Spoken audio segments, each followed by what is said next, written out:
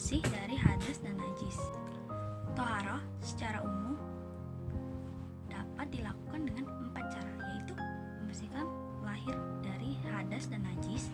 Yang kedua, membersihkan anggota badan dari dosa-dosa. Yang ketiga, membersihkan hati dari akhlak yang tercela.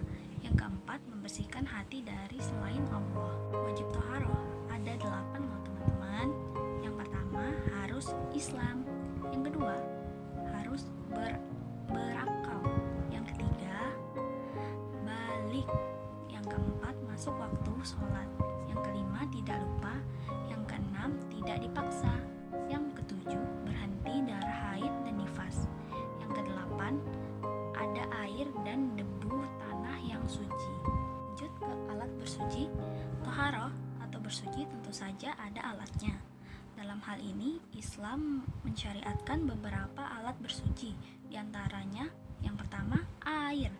Air dimaksudkan di sini ialah air yang suci dan menyucikan, yang disebut dengan air mutlak. Adapun jenis air ini adalah air hujan, air es, air embun, air laut, air sungai, air sumur, dan mata air. Yang kedua, tanah atau debu. Tanah yang dimaksudkan di sini tentu saja tanah atau debu yang suci dan bersih. Dalam bersuci, tanah atau debu biasanya digunakan untuk bertayamum sebagai pengganti air apabila tidak didapati. Yang ketiga, batu. Batu dapat digunakan untuk beristinja, yaitu membersihkan dubur atau alat kelamin setelah kita buang air. Apa sih itu beristinja? Beristinja adalah istilah untuk membersihkan sesuatu yang keluar dari salah satu lubang kubul dan dubur dari tempat keluarnya najis tersebut. Membersihkannya dengan baik dengan air atau dengan batu dan sejenisnya. Dengan demikian, beristinja dari segala sesuatu yang keluar dari bersifat najis adalah wajib meskipun sesuatu untuk jarang terjadi dan tidak biasa seperti darah, wadi, atau masjid. Lanjut, adab buang hajat dan air. Yang pertama, Islam melarang buang hajat di jalan dan di bawah pohon. Yang kedua, tidak boleh membuang hajat menghadap atau membelakangi kiblat. Yang ketiga, membaca basmalah dan meminta perlindungan Allah. Yang keempat, menjauh dari keramaian. Yang kelima, makruh bagi orang yang sedang buang hajat untuk berbicara. Yang keenam, mendahulukan kaki kiri ketika masuk toilet.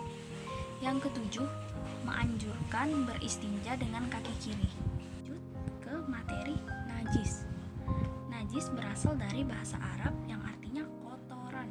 Najis menurut istilah adalah suatu benda yang kotor untuk mencegah sahnya mengerjakan suatu ibadah yang dituntut harus dalam keadaan suci seperti sholat dan tawaf. Najis yang mencegah sahnya sholat ada 3. Yang pertama, najis mukhafafah yang artinya najis yang ringan. Yang termasuk najis mukhafafah ialah air kencing anak laki-laki yang belum berumur 2 tahun dan belum makan dan minum sesuatu kecuali air susu ibu. Cara mensucikan najis mukhafafah dengan memercikkan air pada benda yang terkena najis mukhafafah itu. Yang kedua, najis musawatitah, artinya najis yang sedang. Contohnya seperti darah itu sedikit, maka darah itu dapat dimanfaatkan seperti darah nyamuk melekat pada badan atau pakaian, darah bisul atau darah luka.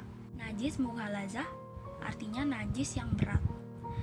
Najis mughalazah ini termasuk najis yang berat seperti air liur serta kotoran anjing dan babi. Cara mensucikan najis ini dengan cara mencuci sebanyak 7 kali dengan air, salah satunya diantara memakai debu dengan yang suci. Jadi, sekianlah materi yang saya dapat sampaikan, materi toharoh ini. Semoga bermanfaat. Assalamualaikum warahmatullahi wabarakatuh.